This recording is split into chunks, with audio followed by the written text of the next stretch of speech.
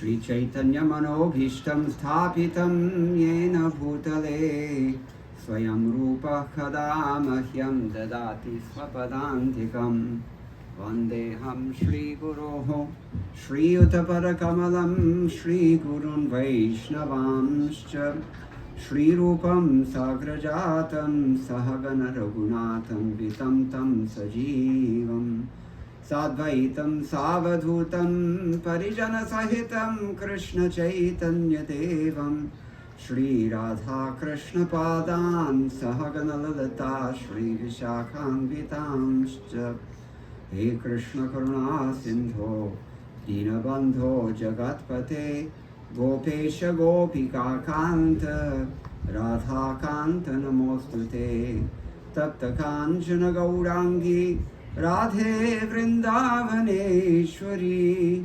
Vrishabhanusute Devi Pranamami Hare Priye Vansha Kalpatarubhyascha Kripa Sindhubhya Evacha Patitanam Pavanebhyo Vaishnavebhyo Namo Namaha Jaya Shri Krishna Chaitanya Prabhu Nityananda Shri Advaita Gadadhara Shri Vasadi Gaur Bhakta Vrinda Hare Krishna Krishna Krishna Hare Hare Hare Rama Rama Rama Hare Hare Madgavirapi Gopala Svikurya Kripaya Yadi Tadaiva Sampayah Pitva Prishyayustat Priyajanaha. I have to pray like this. This is Srila Vishwanath Chakravarti Thakur's prayer at the end of his 10th canto commentary on Srimad Bhagavatam. He prays, my dear Lord Gopal, only if you accept my words to be like your cows will they give sweet milk to provide pleasure for all of your pure devotees. So we're praying like that. I didn't really have any topics selected for tonight's lecture, but if anybody has any questions or anything you'd like to hear about, we can try to speak about that.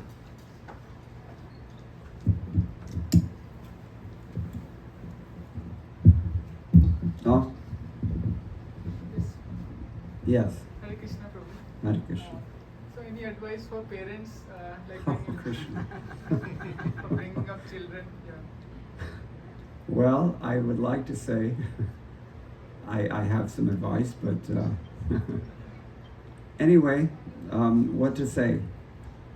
It's anxiety. And judging from your son's age or daughter's age? Yeah. You're probably not getting too much sleep at night either, right? Well, you know, we all have to learn.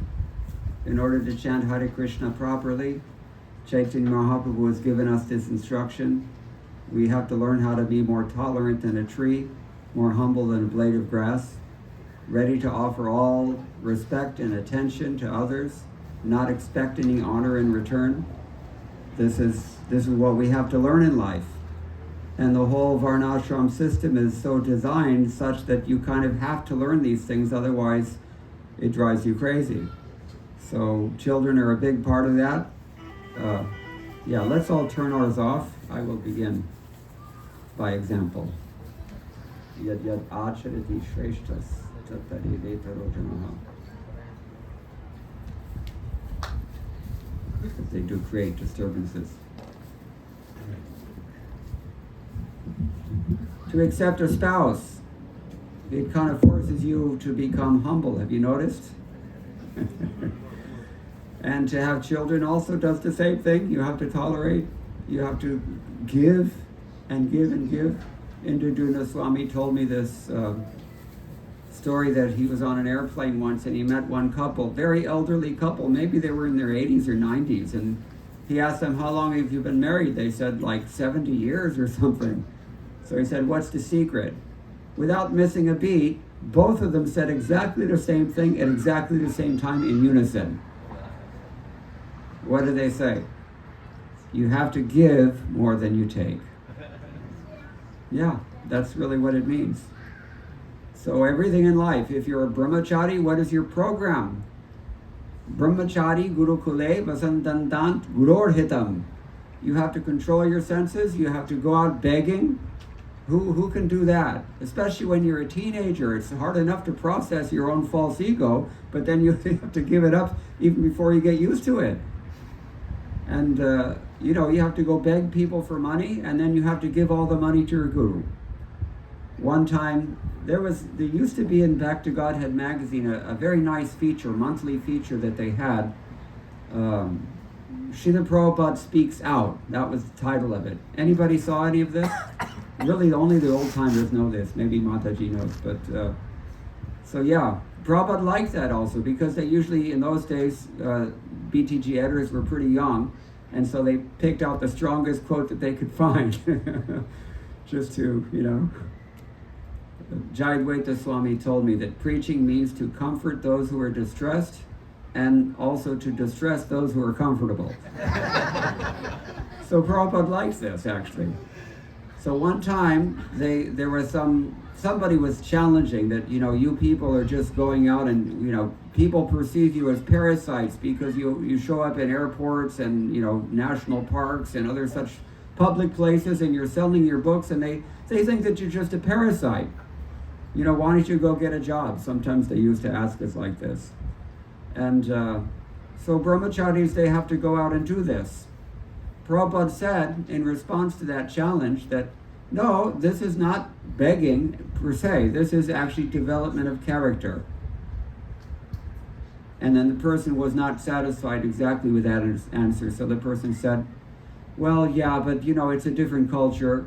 And and Prabhupada said, yes, indeed, it is a different culture. You live in a culture in which you can kill your children before they're even born. That's your culture. Straight, he said this. Straight. He didn't mince any words. So yeah, this is the point. When we're young and when we would be rather doing so many other things, what does Shankaracharya suggest we would rather be doing? Anybody know what I'm thinking of? If you've heard of enough of my lectures, I quote it all the time. Balas tavad krida saktaha. When you're a child, they just play all day long. Actually, Prabhupada said, since you asked for parenting advice, I can share his advice. From 1 to 5, not from 1, from birth to 5, just spoil them totally. Anything they want, just surrender to it. And just gratify their senses, that is your perfection. From 5 to 10, then you have to develop their character at that point, because they're growing up. They're getting intelligence, you have to teach them. No, this is wrong. Yes, that is right. So you have to discipline them pretty strongly, but with love at every step, not without love. Without love, then they grow up and become, whatever they become. But, the equal love and equal discipline have to be clear to them, not to you, to them. So then from after, say, 11, 12, when they, when they become approaching teenage years, say 10 to 15 or so, then you can only be their friend. Have you noticed that? Anybody have teenagers? Yeah. Then, they don't listen to you anymore. They're the last one they listen to. Kind of like, a husband, he has to learn the same lessons in a different way, right? Husband, whatever's wrong, is there anything wrong? No, everything's fine. Then there's something wrong. But you can't find out directly because she won't tell you, right? Instead, you have to hear it last and from her friends. So in the same way, the kids, they're not going to listen to you when they're teenagers, because who's the guru then? No, you're no longer the guru at that point. You become the police at that point. And then who's the guru? The elder kids that they look up to. And that's why a parent's duty for teenage parents, their duty is to supply their children with good association however they can. Even from behind the scenes, choop choppy, they don't even have to know you're doing it. But somehow or other arrange a situation in which the children have better association, and then they can advance nicely even though they don't listen to you. Because admit it, you didn't listen to your parents all the time either, correct? So this is life in Kali Yuga especially. So, balas tavat krida sakta. When you're just a young child, You just want to play. That's the only attachment, is to play. Taranastava? Kya? Tarani Sakta. Taranastava, Tarani Sakta. This is called adolescence or early youth. Become attracted by the thing develops in all of us. We feel it. And then Vridhastava. What happens by the time you're old? You've gone through the whole thing. You've amassed your assets. You're ready to retire. You're all set. Then what do you attach to at that point? Chinta saktaha. Chinta, anxiety. Because then you're worried that what's going to happen next, and when am I going to die? And we all know it's going to happen, right? And all the health issues, oh my God, can I tell you about health issues? And you've been through, so many things, and so you know what's happening a little bit. But Pare Brahmani Kopi na Sakta, he says. But at no point, we've gone through childhood, youth, old age, but at no point do we ever turn our attention to the absolute truth. We don't think about that. Who is that absolute truth? What is that absolute truth? Spiritual reality, spiritual identity. That's the first stage in realizing absolute truth. That I'm not this body. If I'm not this body, then my priorities change dramatically. And, what is there to do on the spiritual platform other than sit there and meditate all day long, which is, people have this concept because they're spiritually retarded. But actually, there is activity on the spiritual platform, but that requires you to recognize personality on the spiritual platform. You have Bhagavad Gita as it is here? Yeah, to bring me chapter 4, text 10. We can talk about that. This is a big issue. People are afraid of spiritual life. Prabhupada writes about this. Anybody know chapter 4, text 10 from Bhagavad Gita? How many people are reading Bhagavad Gita every day? Raise your hand if you're reading Bhagavad Gita. Some people, yeah.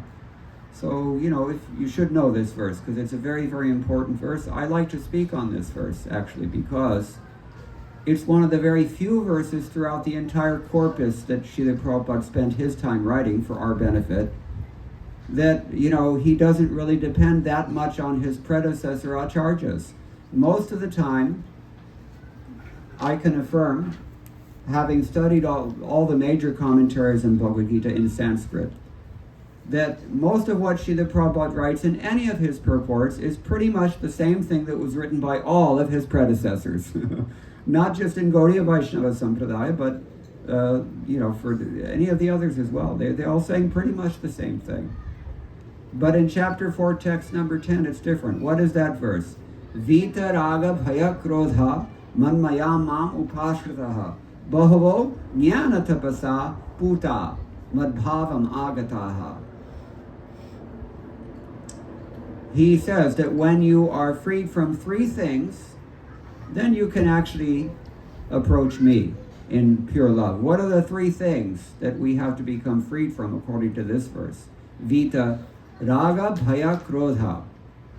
Raga means attachment, and in the modern context, we can say by default that means attachment to gross sense gratification. It used to be that people were attached to subtle sense gratification, not so much anymore. Even in India, where I live, I can say with all honesty, it's like, anyway, gross sense gratification has become very, very prevalent. So raga, this is our main attachment. We're attached to our gross and sometimes subtle. In our better moments, in our Jupiter period, we become attached to subtle things. That's okay. But mostly, almost all of it is mundane. It never really takes us out of this world of karma. And when you're attached to the world of karma, you keep coming back in the world of karma because your head is full of karma. What is that called in 5th canto? Anybody know? Karnamatmaka yena sharira bandham. We're bound to the body by our karmatma, our karmic mentality. Vasana, we can say also. So, Vita Raga, the first thing that we have to become freed from is our attachments to this material world. usually in the form of sense gratification, pious or sinful. Then what's the second thing? Bhaya. What are we afraid of? Anybody want to volunteer some? Huh? Death. We're afraid of death? Okay. Not enough. If we were really afraid of death, you'd think we would be doing some more about that, don't you think? We're just arranging for our funeral, but what about you, Baba? We quoted this the other day. Dhanani bhumau pashavashta goshte. Your money stays in the bank, your car stays in the garage. Nari grihadware janaha smashane. Your wife stays at home, your relatives will come to the funeral.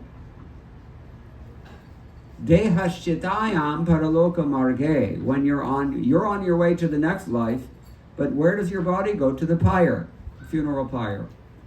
Karmanu go gachati jiva eka. Every one of us goes on alone. Can't take anything. Not your intelligence, not your false ego even. These are subtle things. What to speak of your car, your family, your kids, your prestige, your bank balance. Forget it. House, all vaporized in just a flash. So that's something to be afraid of. Yes, it is. What else might we be afraid of in this world? Losing your job. Okay. We're afraid of our bad karma, in other words. Yeah, sure. That does happen, especially in 2025. How about losing your immigrant status? That's like the hot item right now, isn't it? You know, you can be afraid to, you're just going about your day, and if you don't have your proper ID on you when they come and stop you, you might be sent to some prison in El Salvador. No questions asked, no access to a lawyer. That's pretty freaky. I could not imagine when I was younger that this would happen in the United States of America, but things are so unstable now. I've been saying it for 10 years, that as India becomes technologically and economically more and more close to America, so America becomes closer and closer and closer to India in terms of ethics and corruption and pollution and all these other things. It is really true, isn't it?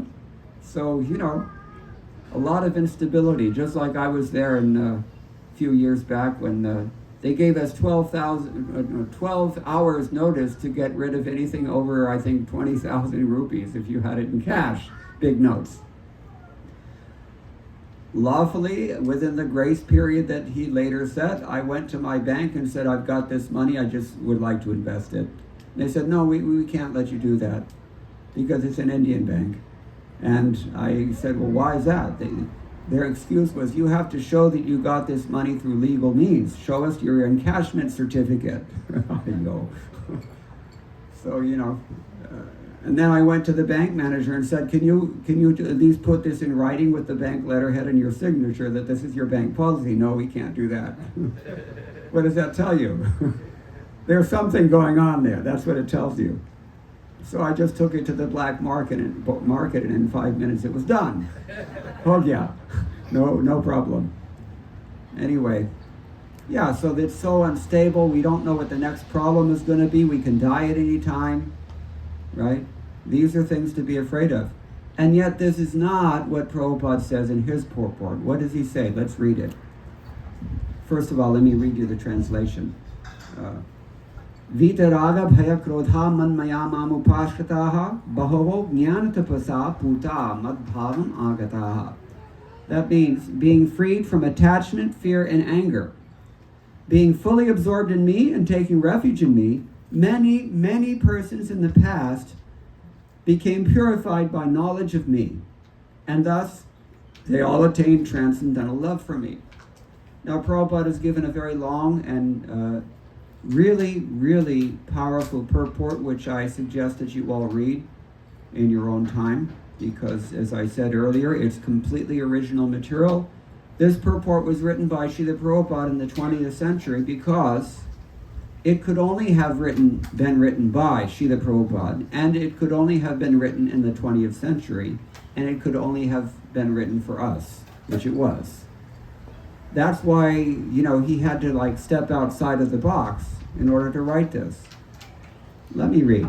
He says, as described above, it's very difficult for a person who is too materially attached or affected to understand the personal nature of the supreme absolute truth. Generally, people who are attached to the bodily conception of life are so absorbed in materialism that it's almost impossible for them to understand how the Supreme can be a person. Such materialists cannot even imagine that there is a transcendental body which is imperishable, full of knowledge, and eternally blissful.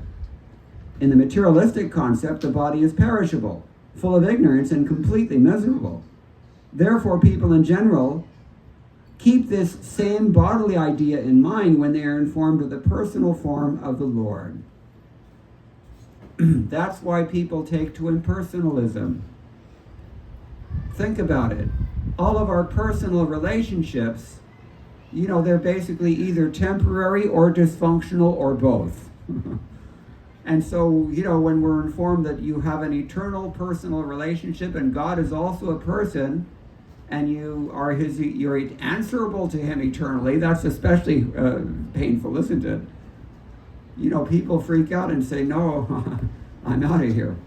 And let me go check out Buddhism instead, or something impersonal, almost always. You look up spiritual life on the internet, it's always going to be something vague, impersonal, that generally they're encouraging, yes, you're God, because after all, what do we come to this material world for except to become God?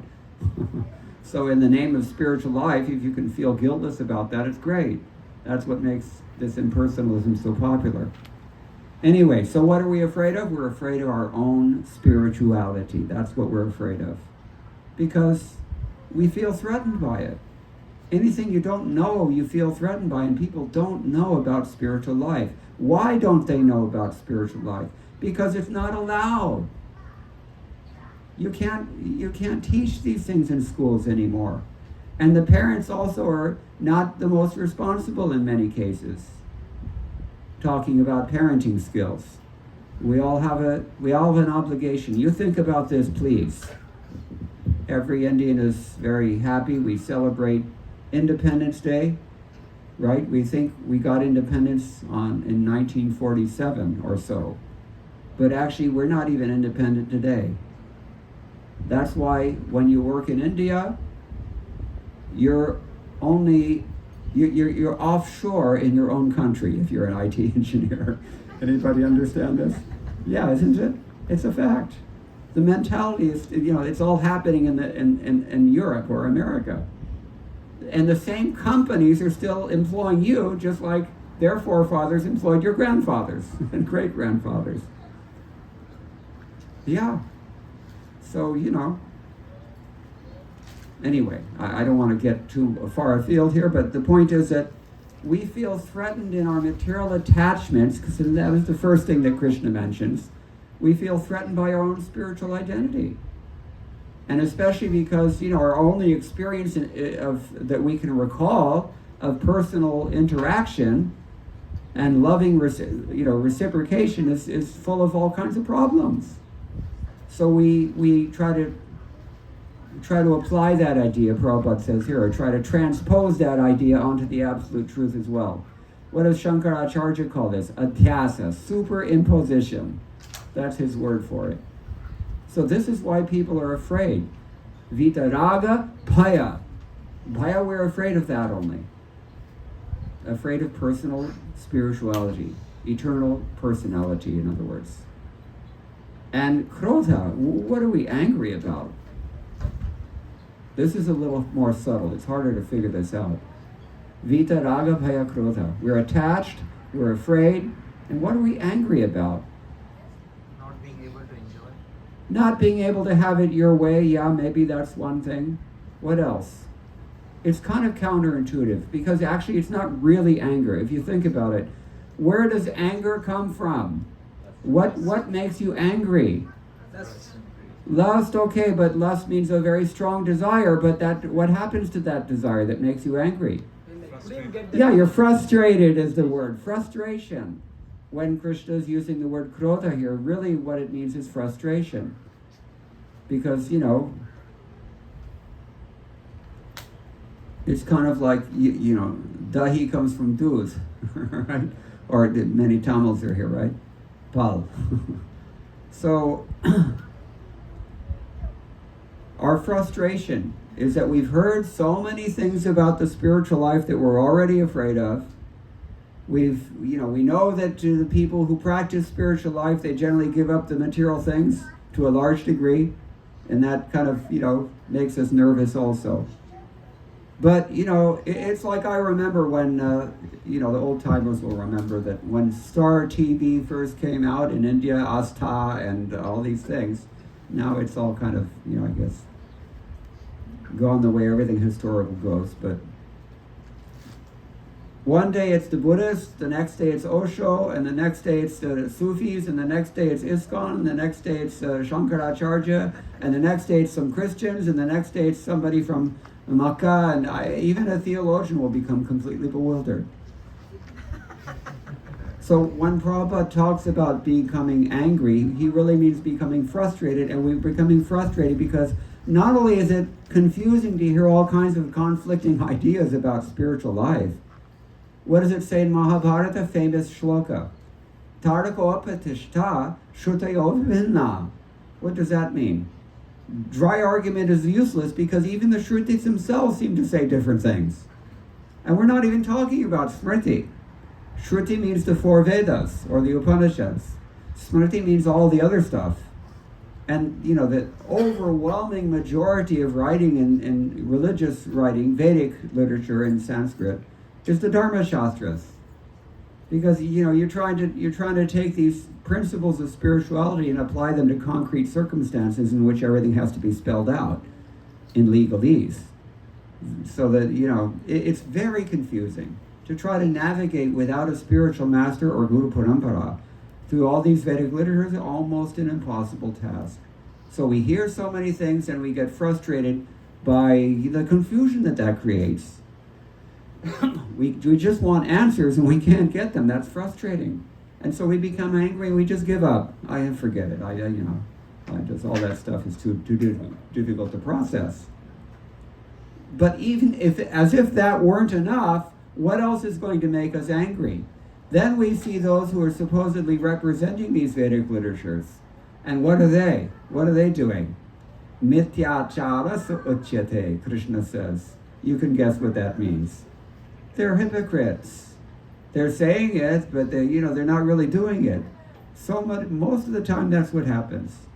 You find out that he was after money, or there was some scandal with one of his female disciples, or these things are going on all the time. Or he's just a cheater masquerading as some kind of incarnation. All the time it happens. So these things are very hard for us to deal with. But we do have a positive alternative. In his purport here, Prabhupada has been spelling out what is the difficulty of all these three challenges: attachment, fear, and anger. Listen to what he says about this further. He says, being embarrassed by so many theories and by contradictions of various types of philosophical speculation, people become disgusted or angry and foolishly conclude that there is no supreme cause and that everything is ultimately void. Such people are in a diseased condition. We have our eternal identity. It is there. It's not something, you can efface it, but you cannot erase it. But we have definitely effaced it. And so we're suffering as a result. If you can't see through your windshield here, we were coming back from the temple the other morning, right? What was it, Saturday morning? No, today's Saturday. Tomorrow. Yeah, I've been in so many cities and so many programs back to back, multiple programs in a day for several weeks now. I don't even know what city I am in. I don't know what day it is. What verse I'm speaking from. Anyway, yeah, we were coming back. Yeah, a few days ago. Put it that way. You all know you're Houstonians. When it rained. So it's hard to see anything. Maybe here you're used to it, but So that's frustrating. And then he says, people who are in this condition. He says sometimes they take shelter of intoxication and accept that hallucination as spiritual visions. Sometimes this goes on, you see them, ganja sadhus. So this is our disease. People are too material attached and do not give attention to spiritual life. That's raga. Some of them want to merge into the supreme spiritual cause. That's bhaya, because they're afraid of personality. They just want to merge, nirvana. And some of them disbelieve in everything, being angry at all sorts of spiritual speculation out of hopelessness. That sounds a lot like frustration, doesn't it? Krodha. So this is what Prabhupada says when he says we're in a diseased condition. But we have a positive alternative, and Srila Prabhupada has very kindly presented that to us in the second paragraph of his commentary on this verse. What does he say? To get free from these three stages of the material concept of life, one has to take complete shelter of the Lord, guided by the bona fide spiritual master, and follow the disciplines and regulative principles of devotional life. The last stage of devotional life is called bhava, transcendental love of Godhead. Then he spells out, how does this actually transpire? Yeah, sure, we would all like to be in love with God. How do you do it practically? So then he tells us. And how does he tell us? He refers to the standard authority. In this case, Sri Rupa Goswami, who wrote a smriti that is honored all over at least North India, Bhakti Rasamrit Sindhu. Rupa Goswami was famous not only as a theologian, but also as a, Kavya Tirtha in modern language. Very eloquent poet. So, what does he say? Ādau Shraddha Tata Sadhu Sangot Bhajana Kriya Anartha Nivritti Tato Anartha Nivritti Syat Tato Nishtha Rachistataha Athasaktis Tato Bhavas Tata Prema Bhidanchiti Sadhaganam Ayam Premaha Pradurbhave Bhavet Kramaha. He's telling you there are some 8 or so stages that you have to go through. What's the first stage? You have some faith. Some faith. Actually, if you think about it, every single one of us, every last one of us has 100% faith. We do. 100% faith we have. The only problem is that we've invested that 100% in all different things. So that's why we say a person doesn't have full faith. It means you don't have full faith in this. You have full faith invested in other things instead. But the first thing is whatever faith you have, that Ādau Shraddha, that's the first thing. In the beginning, Ādau Shraddha. Tata, what happens next? Where do you invest that faith? Sadhu Sangha. That's what we're doing tonight. We're coming and we're taking whatever little faith we have. Okay, let me listen to this. Maybe there'll be something good here. Yeah, there's a Sadhu Sangha. Now what happens when you have Sadhu Sangha?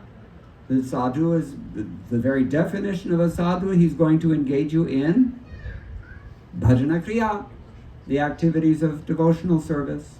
And that's basically what we're doing. We did kirtan already, shravanam, now we're doing shravanam, kirtanam, Vishnoho smaranam, we're automatically remembering the Lord. What else? Archanam, worshipping the deity. Vandanam, offering prayers. Dasyam, becoming servants. Sakyam, if we're even more intimate, we become friends with the Lord. And Atmanivedanam, giving everything to the Lord. These are the 9 stages of devotional service. Not stages, processes. They can go on simultaneously. You can take 1, you can take 2 or 3, you can take all 9. And you can do them all at the same time, if you're so inclined. But by doing these things in the association of sadhus in whom we have invested our faith, then what happens? There's a 4th stage now. 1, sadhu sangha. 1 is shraddha, faith. 2, sadhu sangha. 3, bhajana kriya. 4, kya? Anartha-nivritti. What does that mean? All the dirt within our hearts, all the bad desires, all the bad habits also, all the misconceptions, the doubts, the ugly things that we have in our hearts. Actually, we do have them, like envy and lust and anger and greed. These things are there. If we're honest, we can actually admit it. But especially by chanting Hare Krishna, Krishna Krishna, Hare Hare, Hare Rama, Rama Rama, Hare Hare, these things can be purified. Shunvatam Sukatha Krishna Punya Shravana Kirtana Hridi Antastho Hiya Bhadrani Vidhunoti. Surhatsatam. If we are honest. Honesty is the key. You can't make much advancement if you're not honest. You have to be honest. With yourself, first and foremost. But if you are honest, and you follow this bhajana kriya in good association, with faith, you will be purified of all the ugly things that keep you down spiritually. Then what happens? After anartha nivritti, what does he say next? Nishtha. We become fixed in this devotion. Why do we become fixed? What's next? After nishtha? Ruchi, we have a taste. It is actually nice. It's sattvic life. Very, very godly life. To wake up, to rise early in the morning. It's so beautiful early in the morning. You can't say that about, late at night. It's kind of scary. But early morning, everything is on the up and up, right? It's all rising, it's all becoming light, it's all pristine, and best time for spiritual life is in the morning. So this is nishtha. We become fixed in the practice because we have this taste, and this fixed practice also nourishes that taste, fortifies that taste. Then what happens to our taste? What does the taste transform into? Asakti, attachment. We get a real attachment for God. What else could drive Srila Prabhupada to do the things that he did, the impossible things that he did? Anyone who knows his life story, you know what I'm talking about. He came to America at an advanced age, and with only maybe the equivalent of $40 in rupees, he brought a bag of suji with him, and he was prepared to just subsist on that somehow or other, because he didn't even know if he would get anything to eat. But he had a strong sense of duty to the instruction, to fulfill the instruction of his spiritual master by presenting Krishna consciousness to the Western English-speaking world. That was the instruction he received. And because he took it seriously and dedicated himself selflessly, we're all here tonight. Count your blessings and thank Srila Prabhupada. Srila Prabhupada ki. Jai. So this is asakti. And what happens when this asakti matures? Bhava. And that is what Krishna mentions here. Being purified by the austerity of knowledge. One madbhavam agataha. Puta madbhavam agataha. One comes to that stage of love of God, a dawn stage of love of God. We mentioned the Usha, right? Dawn, prataha. When the sun rises, everything we can see, it's becoming very clear. So when that love arises in the heart, it becomes so clear to us. There's no more any doubts, there's no more any questions, and we feel it very strongly, just like you feel the sun, especially now in India. It's pretty warm over there now. So this is bhava bhakti. And that bhava naturally matures into full-fledged love of Godhead prema. And that prema is manifest in Shantarasa, Dasirasa, Sakhyarasa, Vatsalyarasa, Madhurirasa. As neutrality, servitorship, friendship, parental love, or conjugal love.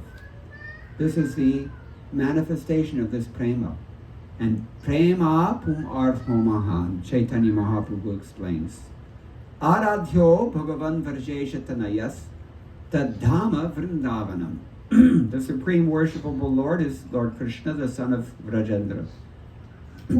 And his abode is Vrindavan. Ramya kachit upasana vrajavadhu vargena ya kalpita. The mode of worship that the gopis conceived of and executed That is considered to be the topmost worship. Srimad Bhagavatam Pramanamamalam. Srimad Bhagavatam is the superior evidence, spotless Purana.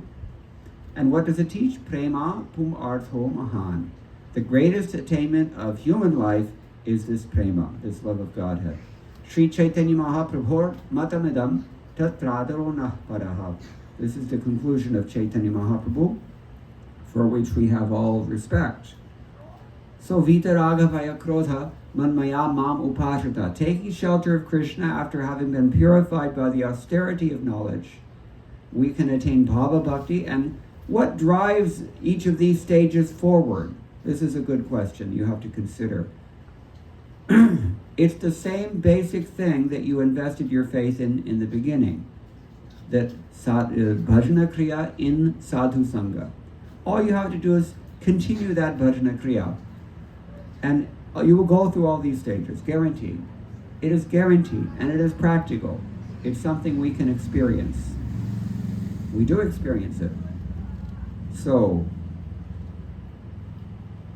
now, another thing we might consider is, what makes knowledge and austerity?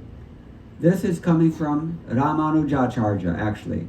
One thing about this verse we have from the predecessor acharyas, because Ramanuja, I believe he said it first, but all of the Madhvacharya says the same thing, Sridhar Swami says the same thing, Baladev Vidyabhushana says the same thing, Vishwanath Chakravarti Thakur said the same thing, Bhaktivinoda Thakur, Bhakti Siddhanta Saraswati, and Srila Prabhupada wrote the same thing.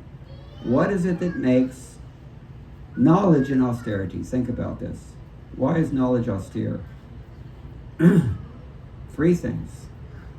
Number 1, you have to get that knowledge. You have to open the book and read it. Bhagavad Gita as it is. You have to take the trouble to learn something about spiritual life. That's the first thing.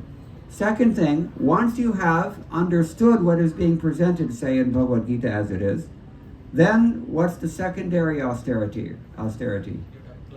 You got to apply it. The instruction is not given just for your intellectual entertainment, not infotainment. It's actually meant to be applied in life. Because if you apply it in your life, then you get practical benefit from it. You become free from so much suffering. And then, what is the tertiary austerity of knowledge? You've assimilated this knowledge yourself. You've actually applied it so that you're no longer a hypocrite. And the third austerity is what? Then you have to convince somebody else to do the same thing. Yeah, and that's not so easy, because back to parenting. The kids never listen to what you tell them. Instead, they watch what you do.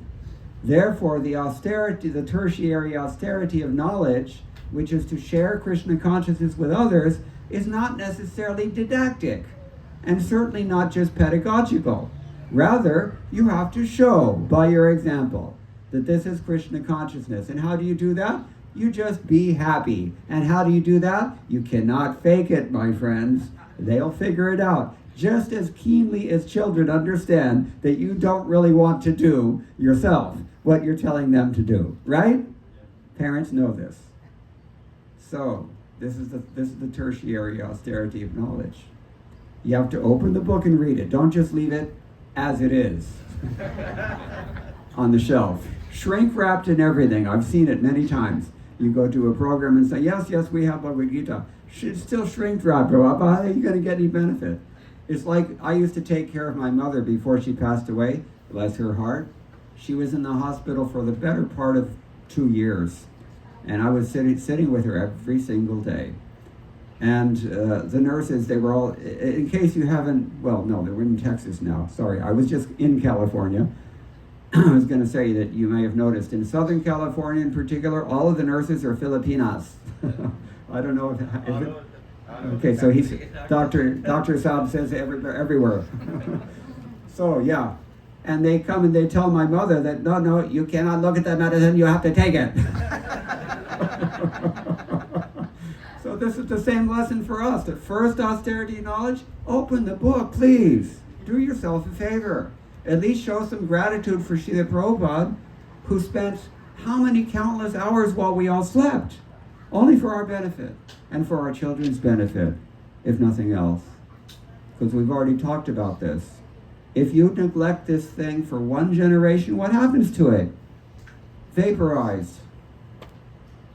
It is gayab ho gaya. And, it takes one generation to destroy thousands and thousands of years of cumulative wisdom and culture and, all the great things that humanity really offers one. Do your kids a favor at least. But you cannot do them that favor until you do it to yourself. Janma sarthak kari koraparupakar, Chaitanya Mahaprabhu's famous instruction. What is the whole couplet? Who can tell me? Bharata bhumite ei hoilo Manusya janma jar janma sarthak kari koraparupakar. Anybody Bengali here, you understand? Anybody born in Bharata Bhumi, he says, and you've taken a human birth, presumably, janma sarthak kari. Make your life successful, yourself, your own life. Physician, heal thyself, as we say. Then you can actually think about koraparupakar, doing something for others. Indians are the natural spiritual ambassadors of the world. And I think I don't need to remind you that India owns the future of this world. It's obvious. America has been superpower. China will not make it up, I don't think so, because they don't have the pious assets necessary to rise like that.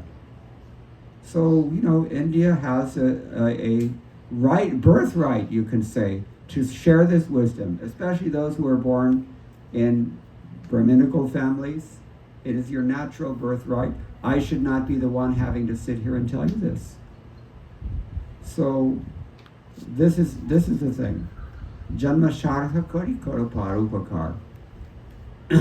Save the future generations from certain oblivion, culturally and on every level. Look at it. This is 2025. Every single level you can consider, there's decadence going on. Financial, economic, social, religious, certainly, spiritual, environmental, elemental even. One toxicologist friend of ours, he told me that there is no aquifer, and this was 20 years ago, he said. There is no aquifer throughout North America that is not contaminated by arsenic, cadmium, mercury, all the heavy metal, industrial and agricultural effluent and all these things. So, on every level we're facing unprecedented, even in our bloodstream, isn't it? It's the plastic, microplastics are there, no? So, think about it. This current civilization that we take to be normal, it is severely abnormal, severely injurious, and it will destroy the world if you give it that chance. So don't do that. Show the world what you're made of. Should demonstrate for everyone in the world what is the real glory of Indian civilization, because it is the only one that I've seen anywhere in the world that really has a very highly subtle and developed sense of dharma. And what do we hear from Manu? Dharma rakshati. Yeah, you protect your dharma, you'll be protected by it. And especially pado dharma.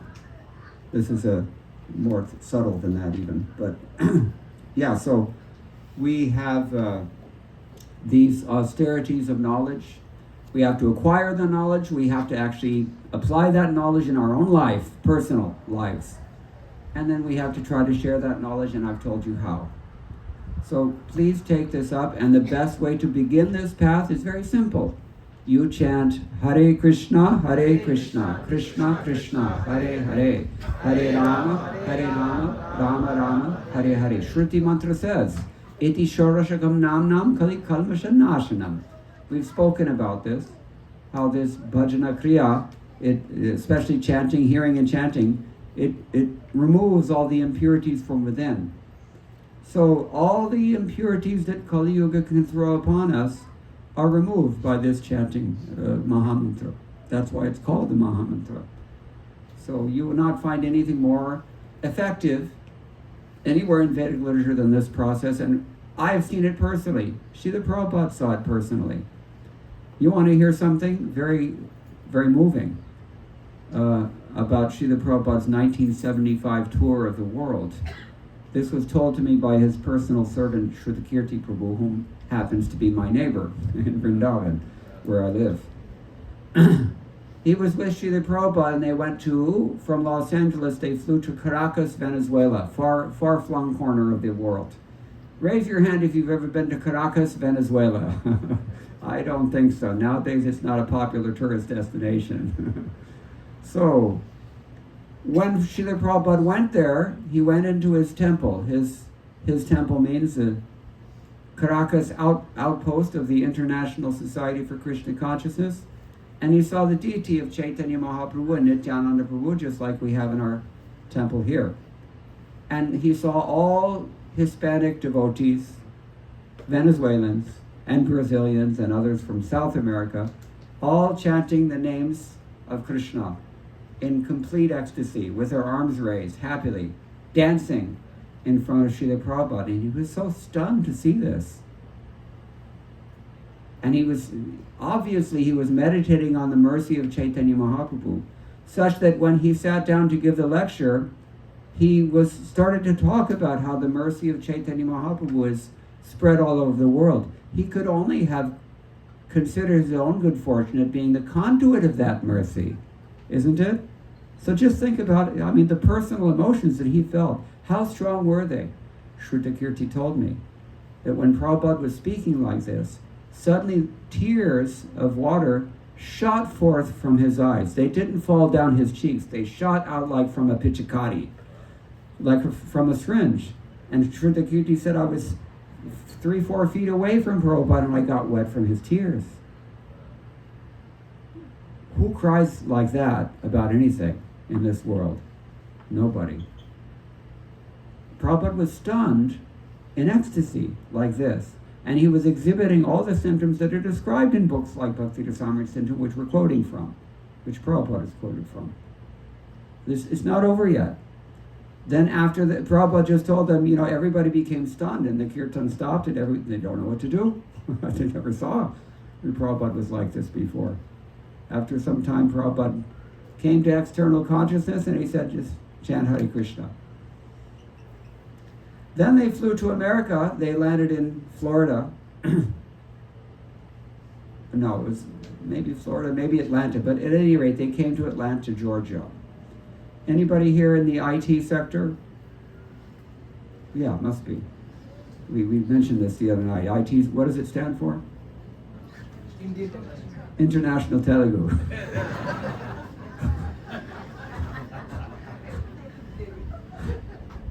Or Indriya Tripti, take your pick.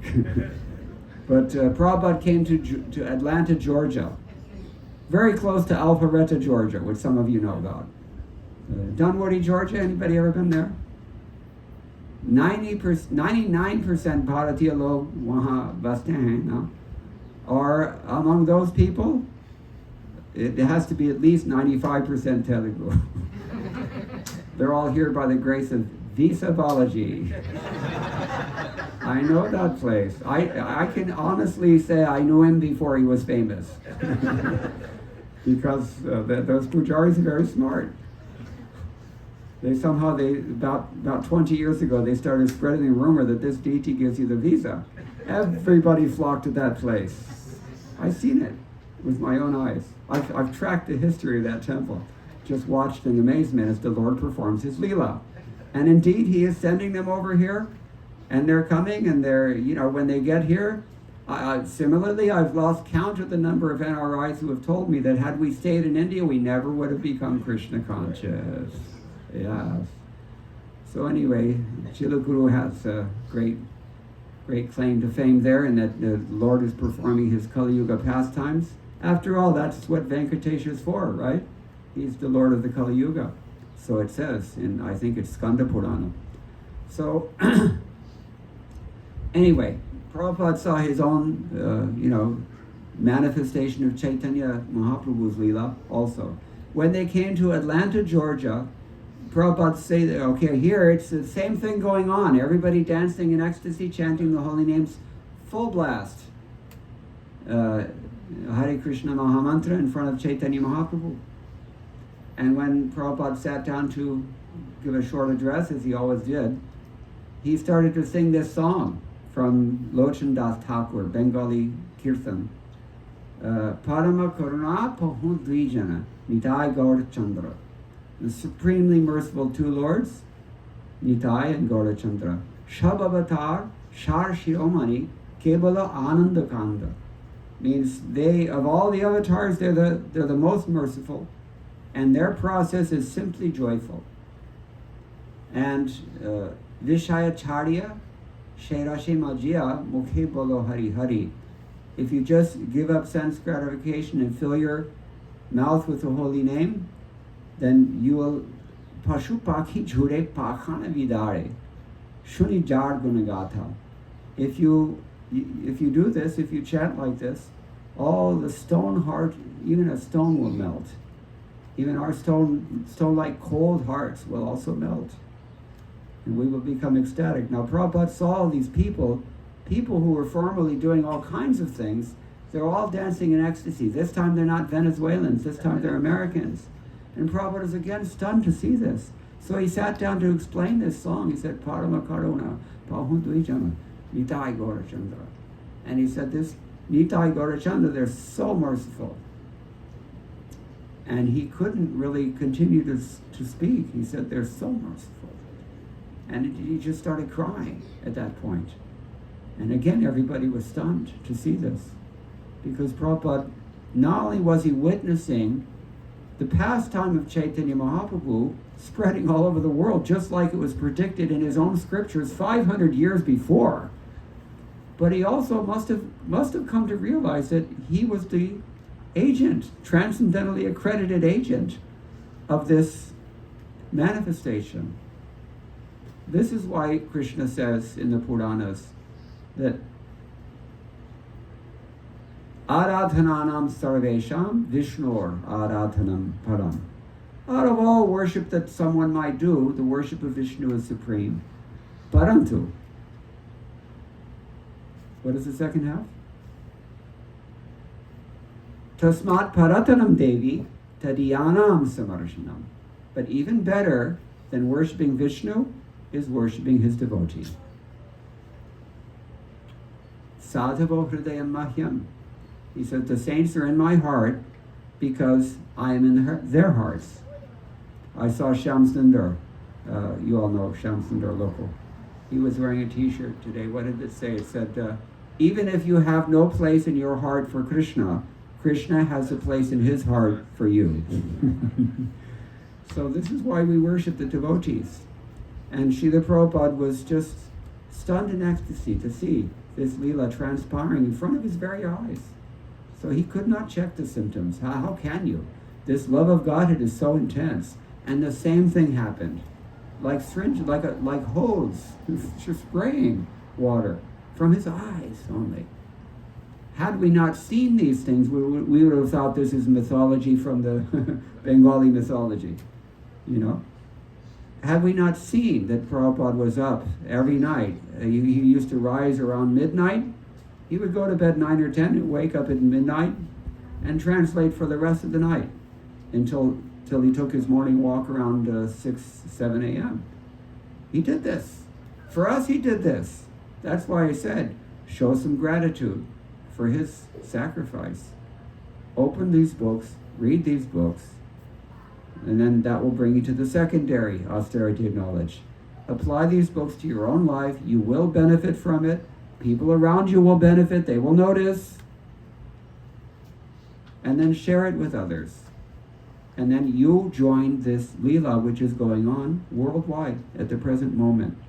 Time and time again throughout his purports, Srila Prabhupada mentions this.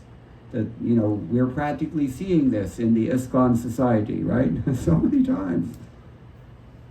Recently we had a meeting with with the Gajapati of Orissa, Maharaj Divya Singh, and so many of his court pundits. And, we were quoting these things. And, because I don't know how much of they've read Prabhupada's books or not, but, it seemed to us that maybe they were not really aware of so many things. and miraculous things that have happened because the Lord has a particular desire. And so Chile Guru Balaji is sending you all over here to America, and then when you get to America, you meet somebody who hands you a book and says, Hare Krishna! Chant and be happy! And then your life changes. And then, I've even seen that they go back to India. This is a true story, which I'll tell you from the archives of Mukunda Datta Das. I used to live in Seattle, Washington. That's where I went to graduate school in the heyday of Microsoft Corporation. Redmond, Washington. We used to have so many satsanga programs just like this one. And so many devotees come out of that. Anybody goes to Sadhu Sangha retreat, now it's used to be in Dallas, now it's in Florida this time. So the person who's organized all that, he's one of those persons that I was preaching to in Seattle. And anyway, so another one came from Tiruchendur. Anybody here familiar with Tiruchendur? Famous place for Murugan? Second most popular Murugan temple. So this Prabhu, he was working in Pakar Corporation, and one of our ISKCON congregational members, one Sharmaji, he used to share his lunch hour with this person because they're both Hindus, and you have to take shelter, right? So he was asking him some questions about Bhagavad Gita, and this Tiruchendur Brahmin, he's from a Pujari family, by the way, living in the Agraharam. He doesn't know the answers from Bhagavad Gita. And then Sharma just looks at him and said, you're South Indian Brahmin, you don't even know what is Bhagavad Gita? And it's just like shot him through the heart like a spear. You can imagine how it must have felt. In Braj Bhasha mein, Mirabai ne kaha ki, mere paan ne kas gaya, Satguru Marya tir. So this is what it was like. And so what did he do? He just went home, he frantically looked through the yellow pages. You can imagine what time of... Nobody uses yellow pages anymore, do they? Do they have yellow pages? I don't think so. So, he was just looking for any temple he could find. The first thing he pointed out was ISKCON. Okay, I don't know what it is, but I'll go. So he came into the temple. Who did he see in the temple singing bhajans behind a harmonium? Me. He was shocked. There's an American guy singing bhajans like this.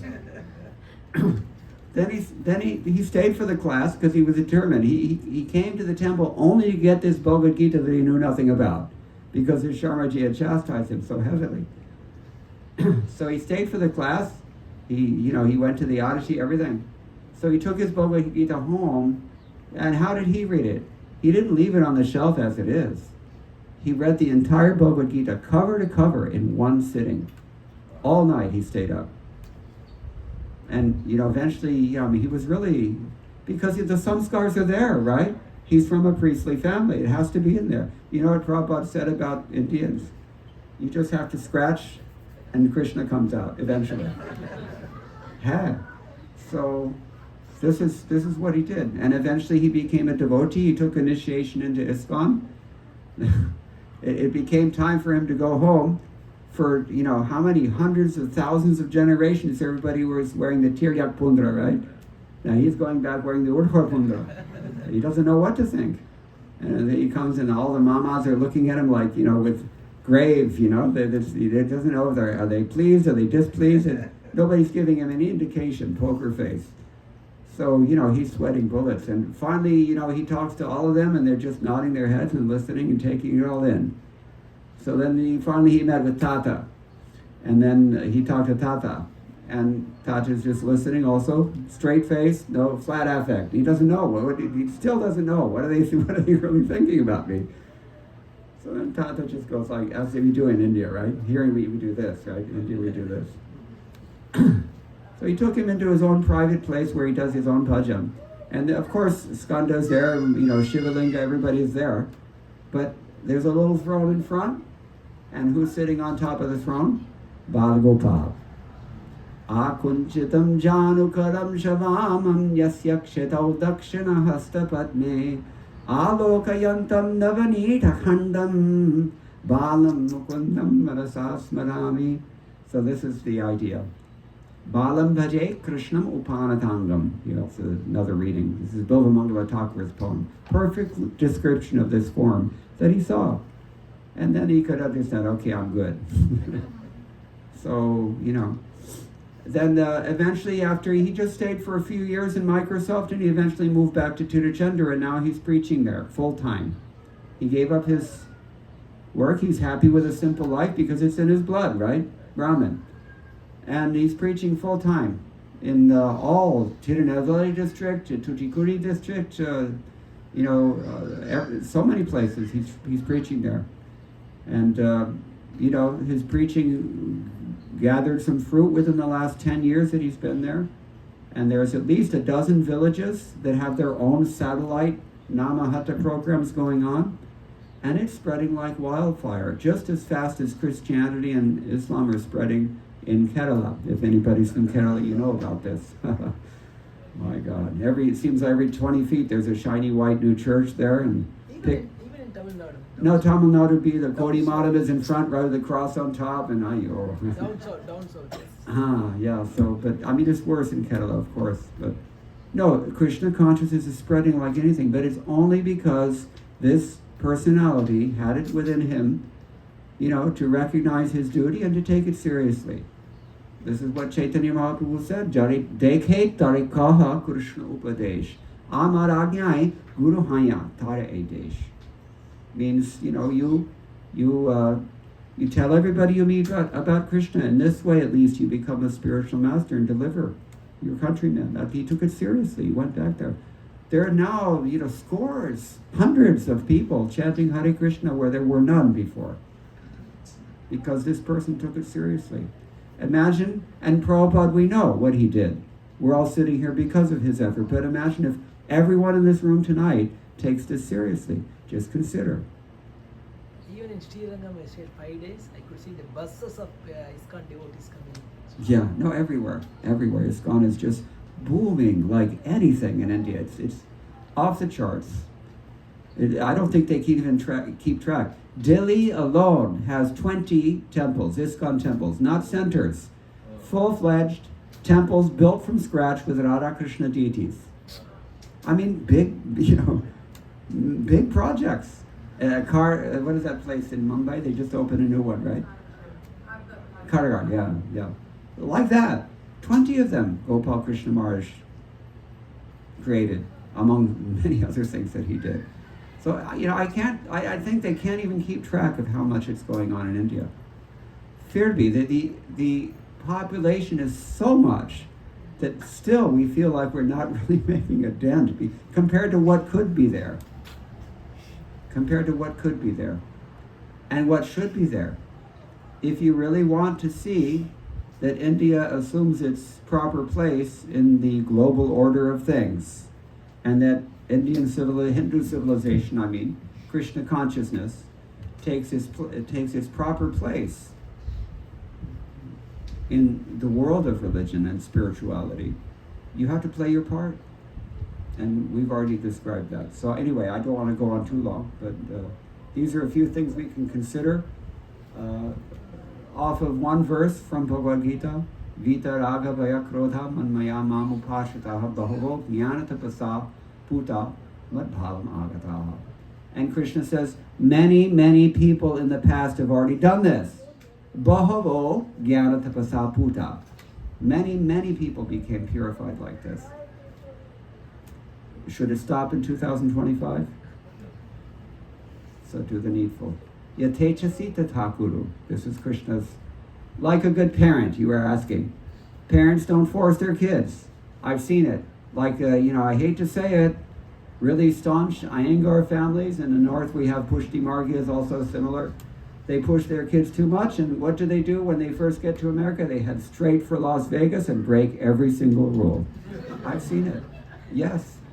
Or, if they're a little more fortunate, they won't break every rule in Las Vegas, but at least they won't miss Niagara Falls.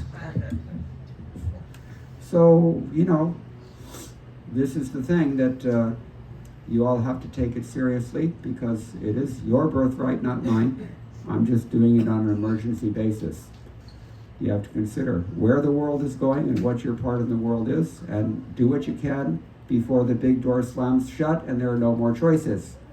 Because death can happen at any moment. We've also seen that. Puta. Many people have done this. That means you can also do it. All right. Any questions or any comments? Otherwise, I think we can adjourn for the night.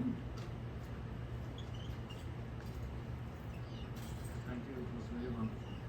Hare Krishna. Thanks to the Prabhupada. He did all the heavy lifting. I'm just trying to, all of us